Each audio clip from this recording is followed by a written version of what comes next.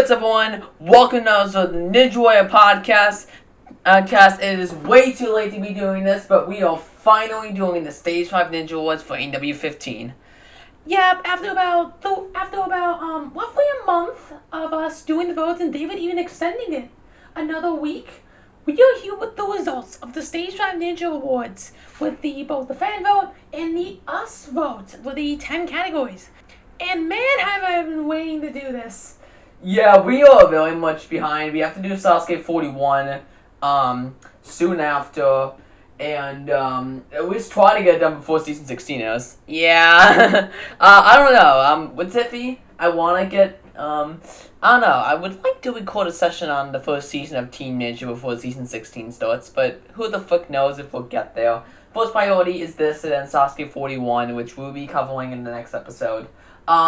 But today we are covering the Stage 5 Ninja Awards. It's gonna be one hell of a day. It'll be one hell of a night. So, let's get ready.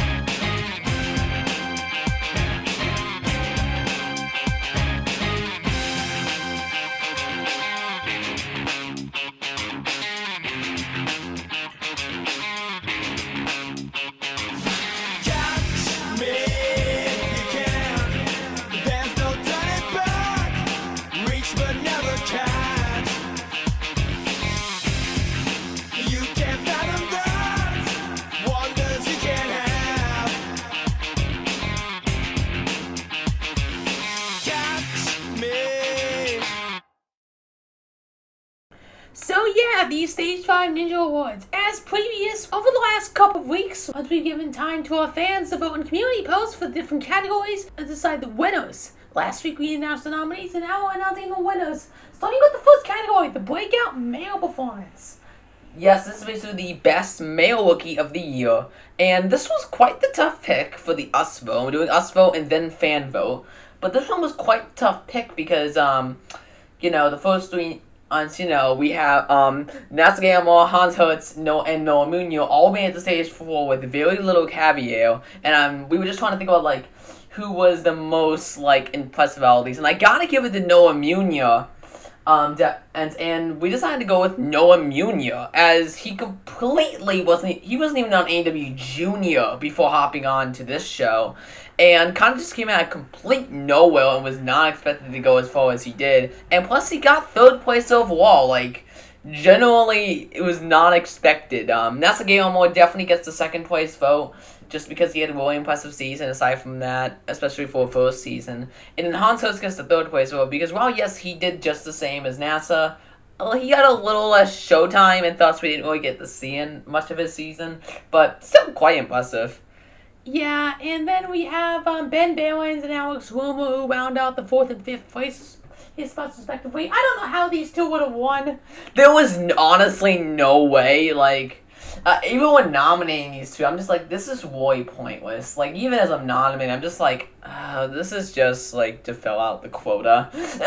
But I'll give it to Alex Wilmer. He actually did do really well on stage, too. So, yeah, it's kind of iffy on that.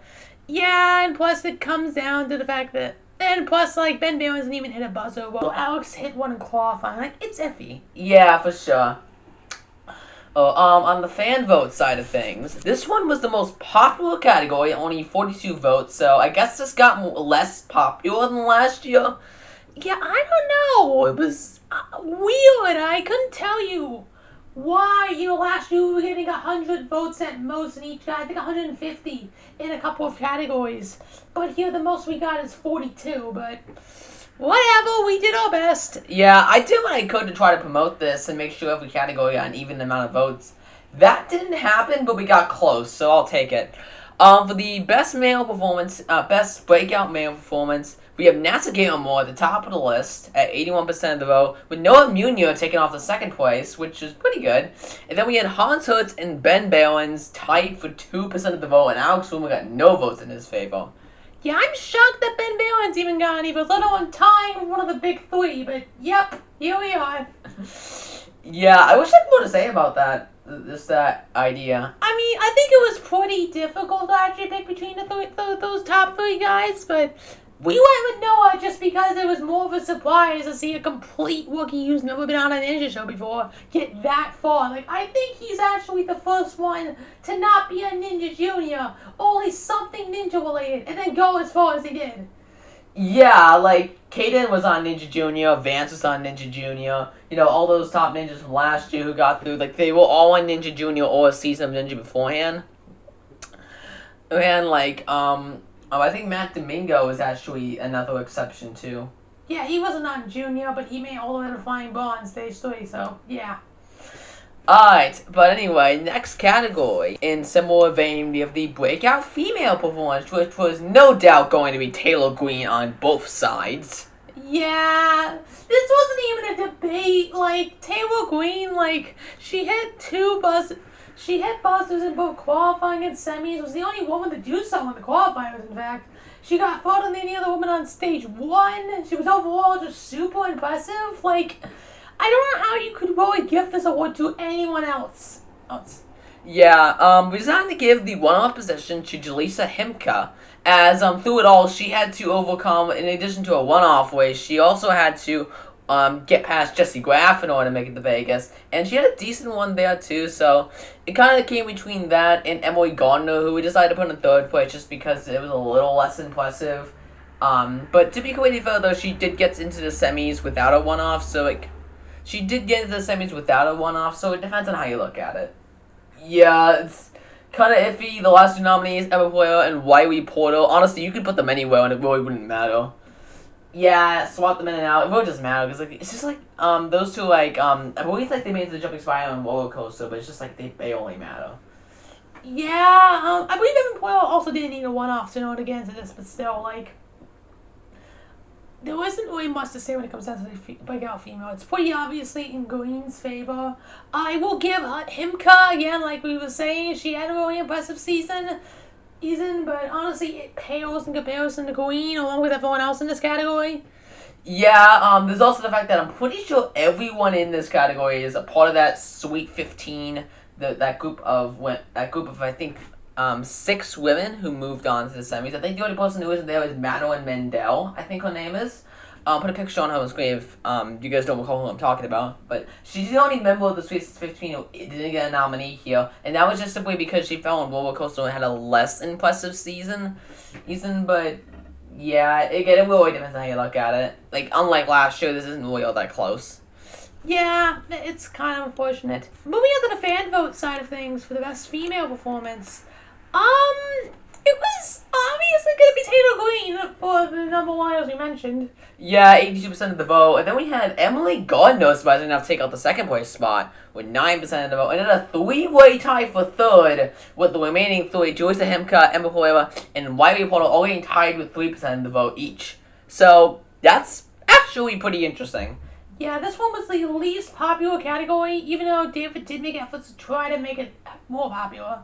Yeah, I mean, like, I could do this thing where I can, like, share a post and, like, promote them. I tried doing that with this one, and it just couldn't get above 33 votes, which kind of sucked, but whatever the case, I think this one was pretty obviously going to be Taylor Green.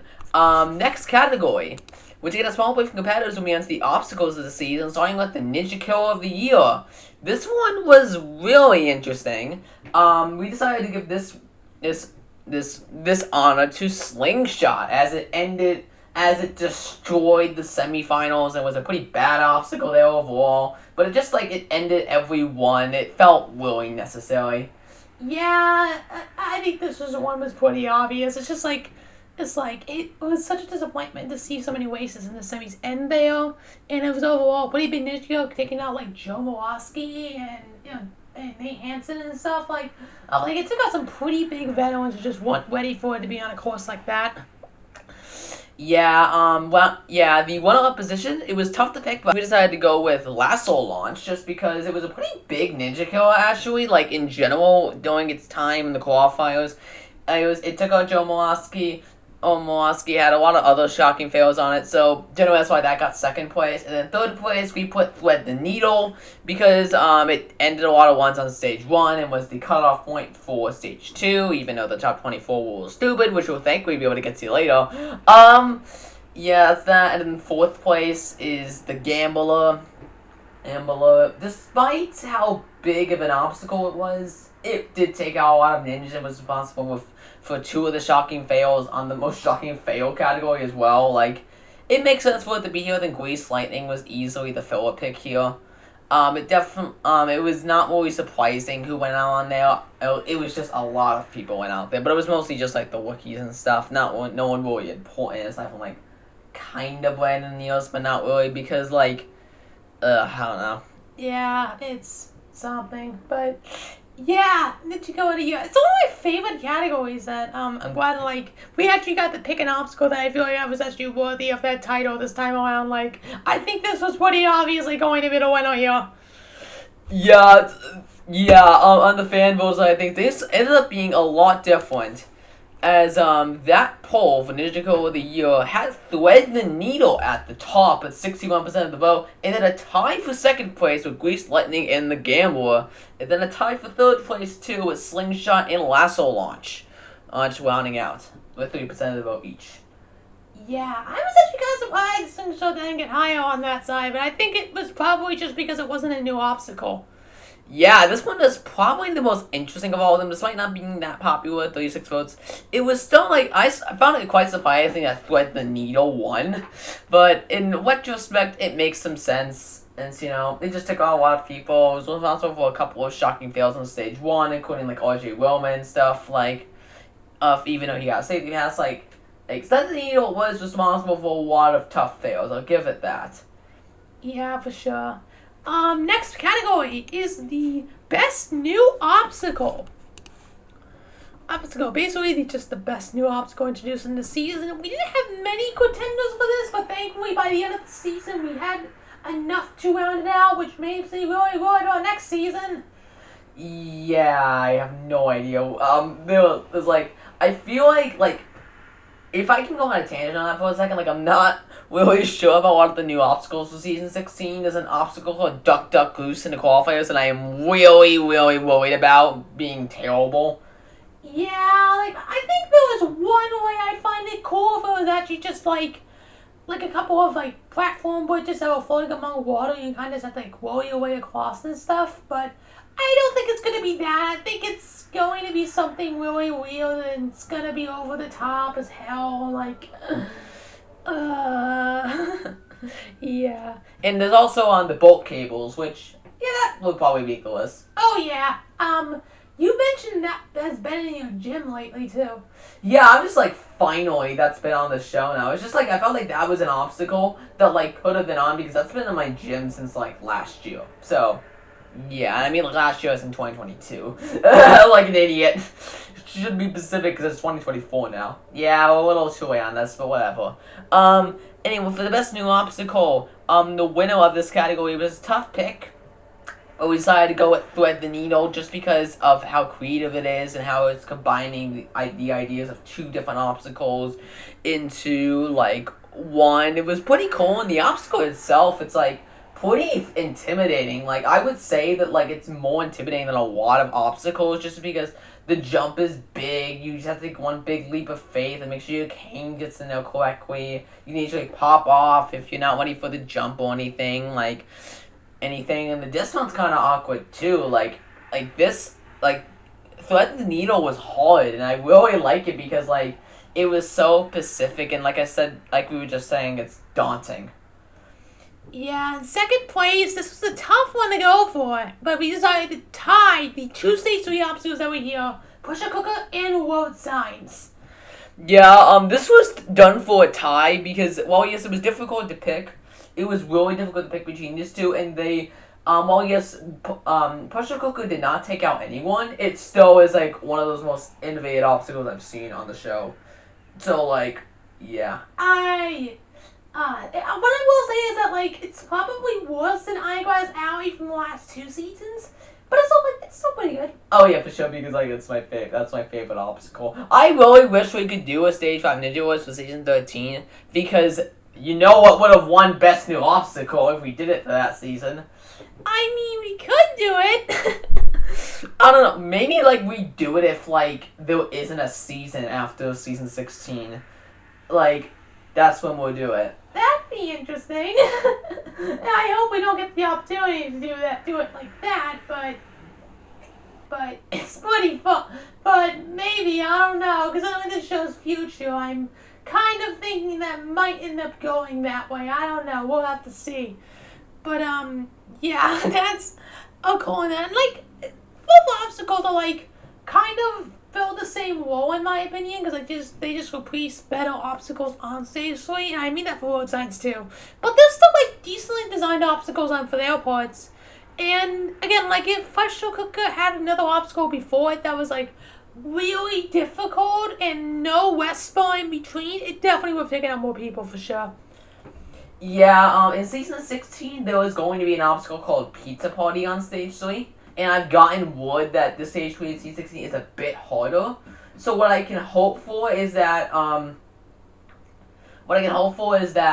Pizza Party is a difficult enough obstacle that tires out your arms, so that way when you get the pressure cooker, you have difficulty with it, so we actually see someone taken out by it, but, you know, we'll see. Yeah, it's just because it was the only obstacle that was like a gauntlet like that, when we need other obstacles, like, again, like the ultimate cliffhanger or something, to, like, really feel like a giant gauntlet you had to go through. Yeah, and I did just notice that, like, this is also very similar to stalactites, also on Stage 3. Oh, yeah, it's just a lot smaller and harder. Yeah, you got a point there. Like, that is very similar. That's interesting.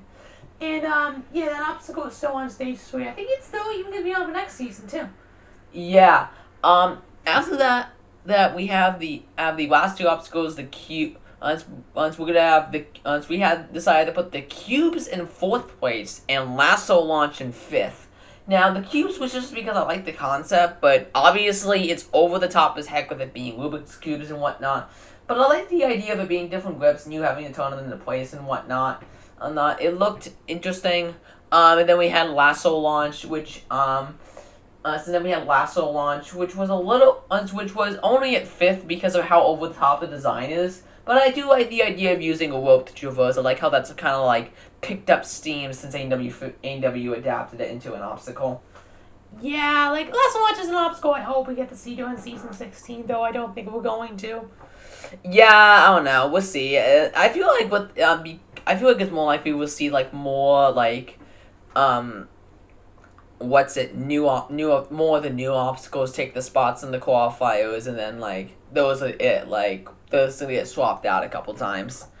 Yeah, I'd like to be wrong. I would honestly would have much rather to just be like, what's a new obstacle every week, and then like even if season 16 there aren't any new ones, at least have like be a catalog of the best.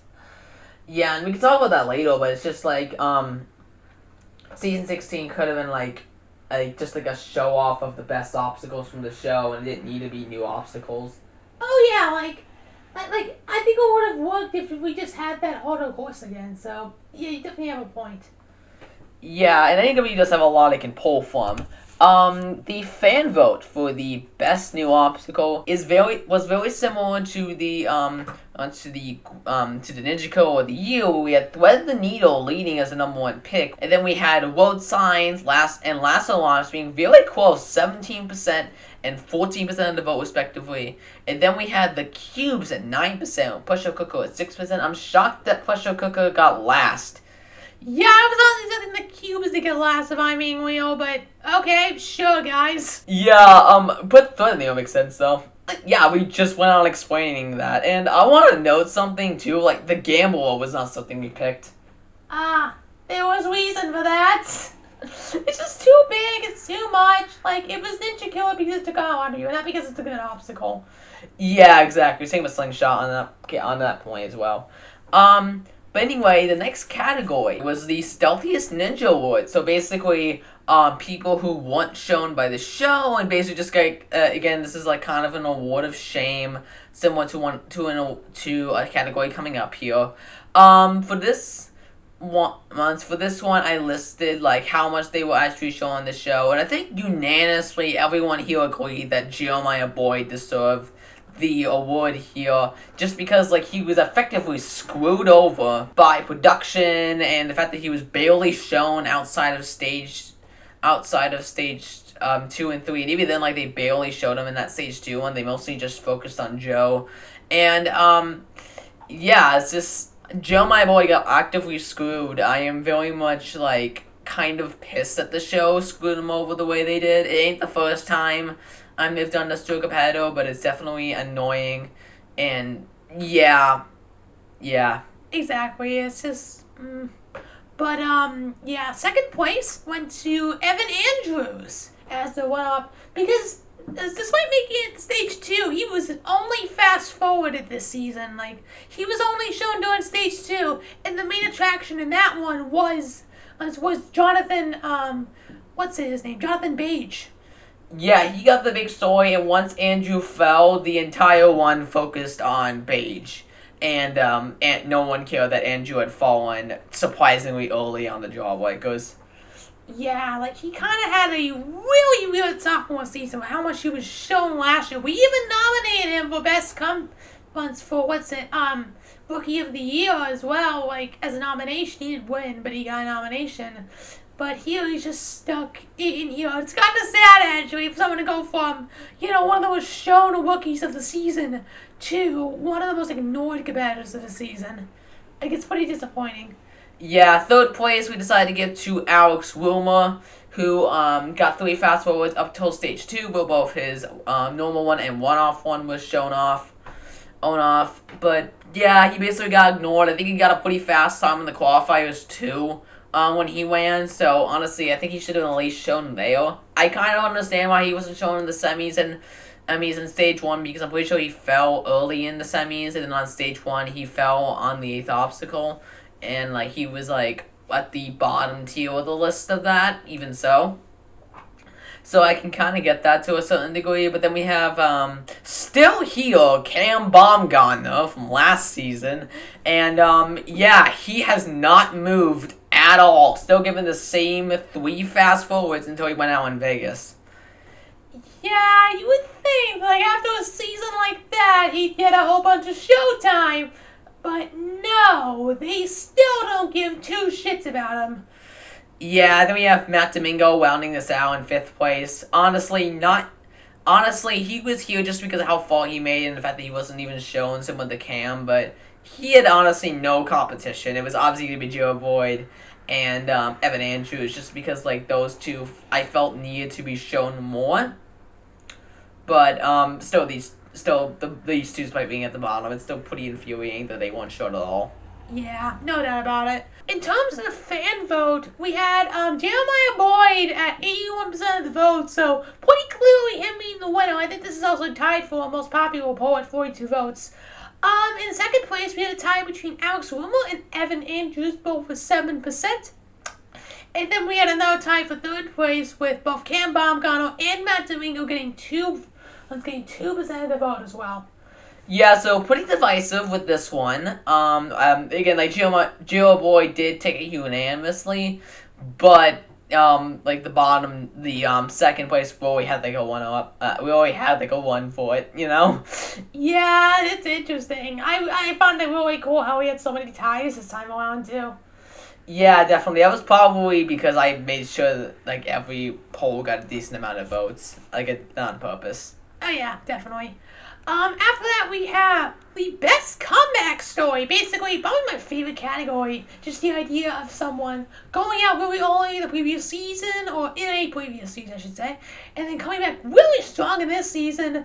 We have, obviously, the winner of the season, Vance Walker, as the winner of the category. I think it was pretty obvious just because, like, he didn't do all that well in season 14. He was putting a lot of pressure on himself. And then he came back to win the entire thing and actually conquer Midoriyama as it was set out to be conquered. Like, generally, I don't know who else could have really won this, even in this category. Like, it was gonna be Vance. Like, no doubt about it. It was going to be Vance. Like, I wish I could not nominate Vance for this, but it's Vance Walker. He won the season. Every category he says, yeah, he's gonna fucking win. Let's move on. Yeah, rounding this out here, we have Ryan Stratus taking up the second place vote. Mostly just because it was impressive to see him come back and obviously hit a buzzer. Like, it was very unexpected to see him hit a buzzer, but it was definitely well warranted. Third place, we had Austin Gray, who didn't really have the best season in season 14, but then came back quite strong in this season, getting all the way to the end of stage 3. So, pretty surprising. And then we had Elijah Browning, who had us in fourth place, who didn't have a strong season 14, but did not have a strong season 14, but came back this year quite strong, making it to the final obstacle of stage 3, just like Austin Gray. And then we had Jonathan Godbout, who had kind of a mini comeback season where he failed very early in the qualifier season 14. Then he came back in season, right here in season 15, only to fall very surprisingly on stage 1's Jumping Spider. But we thought, the comeback was long enough where he could easily make this out. I mean, I kind of was thinking, like, if we were counting Ryan Stratus, even though he only made it to the semis, we gotta count Godbout too. But it's just like, how is he supposed to win this against Vance? Yeah, I'll give Browning and Gray credit. Like, they had really good comeback seasons and made it quite far compared to the last season. But who was supposed to beat Vance Walker in this category? Who was? Yeah, it was pretty weighed in his favor. Moving on to the poll results for the fan vote, Vance Walker won with 78% of the vote, but then we had Ryan Stratus take up the one-up position with 16% of the vote, and then a two-way tie for third place with Austin Gray and Elijah Browning both having 3% of the vote, and Jonathan Godbout getting 0 votes in his favor, which makes a lot of sense. Yeah, I guess just like, he doesn't really get to shine all that much. His season was barely notable too. Like he always came back to hit a buzzer, but it's just like it was like kind of just like spotted in the shadow of all these other ninjas who had pretty good comeback seasons. like, it doesn't even really matter. He made it farther than Stratus. Stratus was the bigger name here, and he was, like, denied the call twice, too. Like, it was really amazing to see him come back, and then, Browning and Gray, again, they have an amazing season, so, honestly, Godwell had no shot in this category. I'm being serious. I don't think he had any kind of shot at all, which sucks. Yeah, maybe if Godbell made it far, though, he would have had more of a shot, but as it stands, not really. We've really just been wambling on about that. What else are we supposed to say? Alright, let's move on, okay? Next category is most shocking fail of the year, which is just basically the most shocking fail of the year. I don't know if there's much more to that. In this, the winner, I think was pretty obvious, but Kai Beckstrand, his jumping spider fail was pretty surprising and definitely the best edited shocking fail in a very long time, just because, like, the way they hyped him up, it was pretty expected for him to clear. So the fact that he didn't, pretty surprising if you ask me. Yeah, I was just, like, expecting him to, clear, get all the way to, like, stage 3 or something, like... Yeah, so seeing him, like, rush the jumping spider and fail it, like, yeah, it does remind me of Vance Walker a little bit. Oh, yeah, for sure. After that, we had, Sean Bryan in the runner-up position. This was just simply because he failed stage 1 twice in a row, and honestly, it's even more surprising coming from Sean Bryan, but it's also even surprising the fact that this happened last year, too. Yeah, like, it doesn't even really matter that he got revenge on Three Wing Circus. Like, the fact that he failed the Gambler was pretty surprising. And the fact that, again, this is the second time in a row he's failed stage 1, like, surprising, to say the least. Yep, in third place we put Joe Morawski because, like, his fail on stage 2 wasn't as surprising just simply because of the fact that he had such a sloppy season beforehand. But it was still pretty surprising. We were expecting Morawski to go super far, and you can, like, count this as, like, all his fails, because his fail in both the qualifiers and the semis, they were pretty surprising and definitely not expected either. Oh, yeah, like, 100%. I was not expecting freaking Morawski to go out, not only in the qualifiers on lasso launch, but also in the semis on slingshot. Like, and Morawski was definitely gunning for this safety pass, too, in the semis. So, it was just, like, really surprising. Yeah, and then rounding out the bottom part of the list, we have 4th place going to Nate Hansen, and then 5th place going to Jonathan Godbell. Again, Godbell had no chance in front of these people because he was fast-forwarded and basically ignored, but it was a little surprising, and yeah. It was a tough pick. I was going between him and Cam Bobgano for this last spot, and Matt Domingo too, as well. But I decided to go with Godbell just because, like, I felt it was a little more surprising to see him fall on the jumping spider, and it's just like, I was going to move on to stage 2, but Cam Bongano was the same way, so I guess technically speaking you can go either way, but I put Godbell as the nominee, so he gets 5th place. Yeah, but, yeah, this was pretty unanimously going to be Kai Beckstrand, and I think it was pretty obvious. Alright, so moving on to the fan vote side of things. For this one, this was, I think, this was another time, part of the tie for most popular category at 42 votes. The winner was pretty unanimously Kai Beckstrand with 81% of the vote. But then we had Joe Morawski taking up the 2nd place with 14%. And then Sean Bryan and Nate Hansen tying for 3rd at 2% each. And then Jonathan Godbell once again getting no votes in his favor. Yeah, again, this is just him getting toppled. Like, he got nominated twice, but was never voted for once. It's pretty sad, but it's just like, look at the competition he was going up against. There was no way he was getting much of anything. Yeah, definitely. I don't think I have much more to say about this category. It's just, that's the way it is. Yeah, next up we have the worst format change. Probably my favorite category we're doing this year. Just combining all the bad changes to the format this season into one category to give the ultimate award of shame. Ah, you are such a genius, David. I love you so much sometimes. Thank you. This was definitely totally my idea to do, and I'm glad you two were into it. Here, the winner for all side of things, we ended up being the top 24 on stage 1. just how much of a betrayal this felt and how much of a change this really affected the formula and how stage 1 progressed, and honestly made it a difficult to watch just because like it's not the same. It's not okay. It just like change the formula like this. It's really is criminal.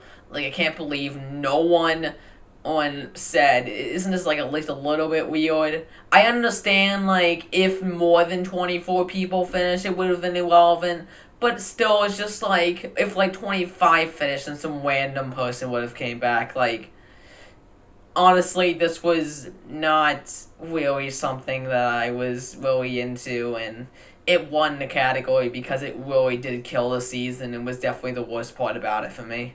Like, I was okay with the racing, and then this happened. Yeah, similar vein, we have the racing on stage 2 to get the one-off position. This was still pretty criminal, but a little less severe when you think about stage 2 being a completely speed course. If any of the stages just made the most sense to put a racing format on, it's just the way they executed it, and the fact that the course wasn't even that good anyway, it kind of just combines to a really bad change that isn't really worth the effort, in my opinion. Yeah, after that, it was pretty iffy to decide the last 3, but we decided to put, but I decided to put the, top 14 on 14 ninjas guaranteed on stage 3 bare minimum, just because, like, that number could have been more if more ninjas cleared, and the fact that 14 is way too many for stage 3, like, way too fucking many, especially considering this course, because 8 of them finished, like, that isn't even half. Yeah, like, this stage 3... Yeah, like, this stage 3 course was definitely not good enough for 8 ninjas, who were way better than it. Yeah, for sure. I don't think Season 16's course is going to be good up for 14 ninjas either, but I guess we'll see. I have no idea. We'll see what happens. Yeah, I mean, I hope we don't get a stage 4 next year. Like, I really do hope so. I think we need a tournament end on stage 3 at this point because it hasn't happened since Season 10, and it might seem like a disappointment, but so in the fact that, spoiler alert, it happened in Sasuke and I was pretty happy with it, I think it would be nice for stage 3 to finally show everyone else who's boss and actually have the season end there.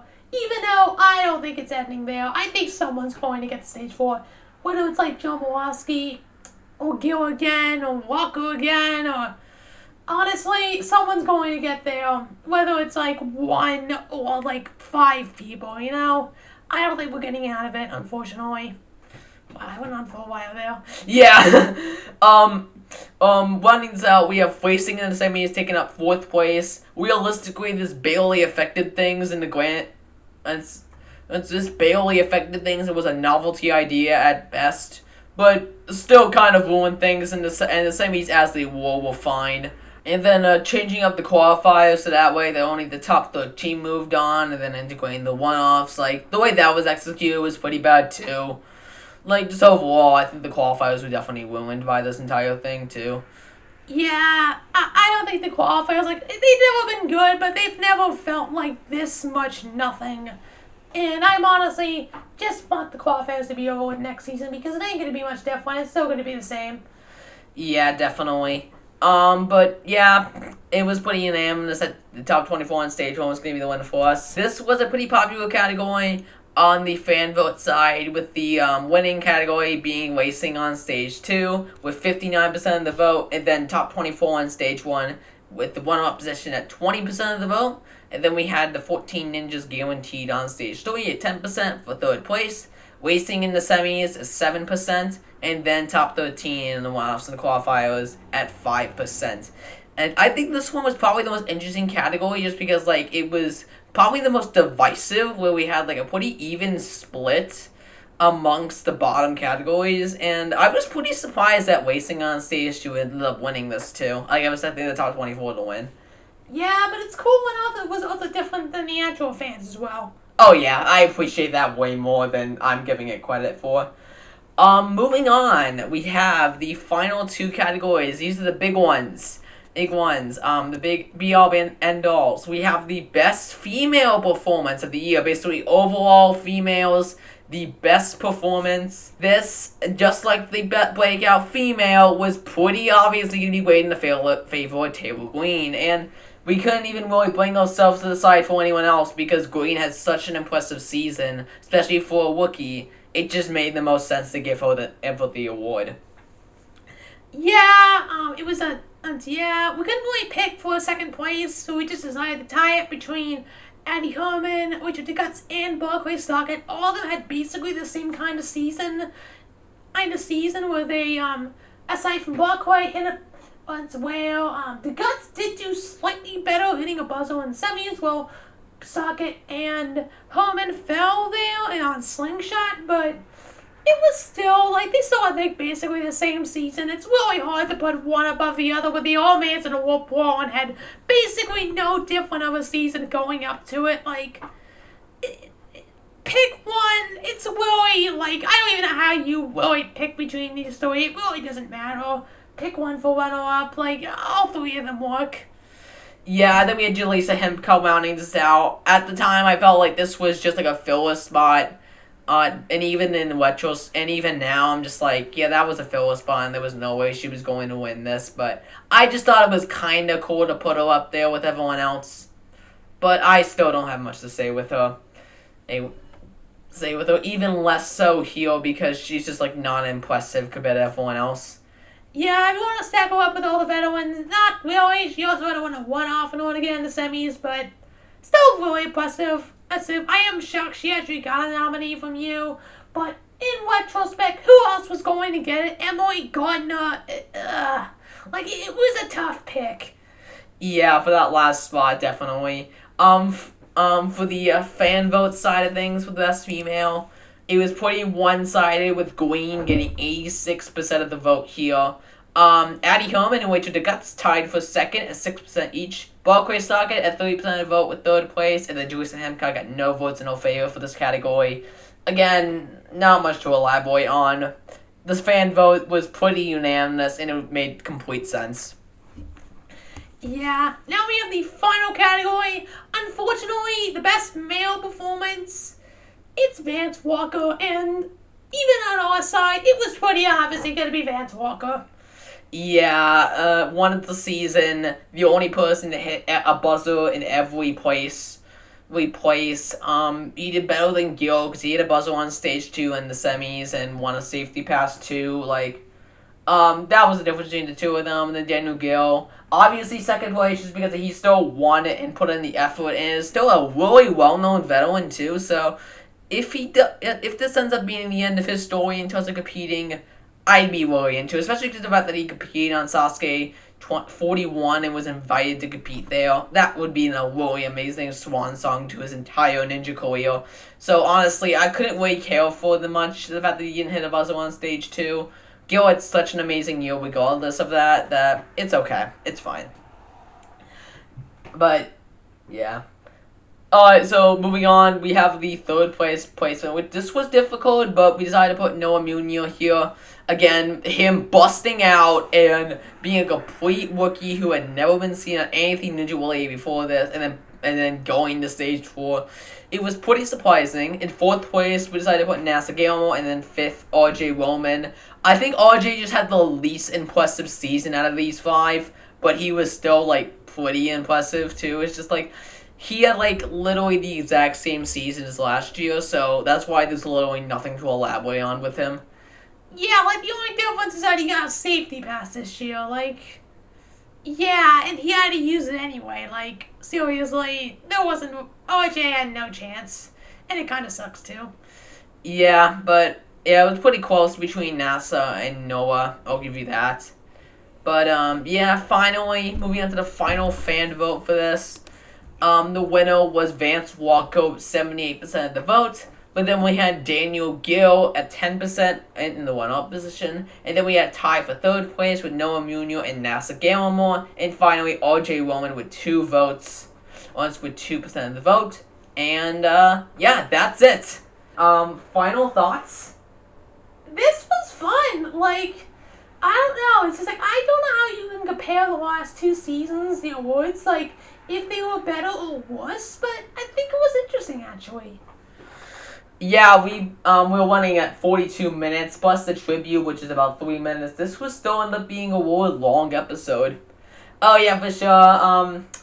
Okay, so let's set this up. So next episode, I don't know when it's gonna be. It depends on when we have time. I have a really important family event that's gonna be happening this Thursday, but afterwards, I have literally the whole day free. So I don't know. We might record an episode of the podcast that day. I don't know. It kind of depends on how I feel after everything goes down. And I'm not being specific because I'd rather not be with this whole ordeal. But I don't know. We might record it then. Who knows? Or then. Who knows? Yeah, but we'll get there. We'll get there. Yeah.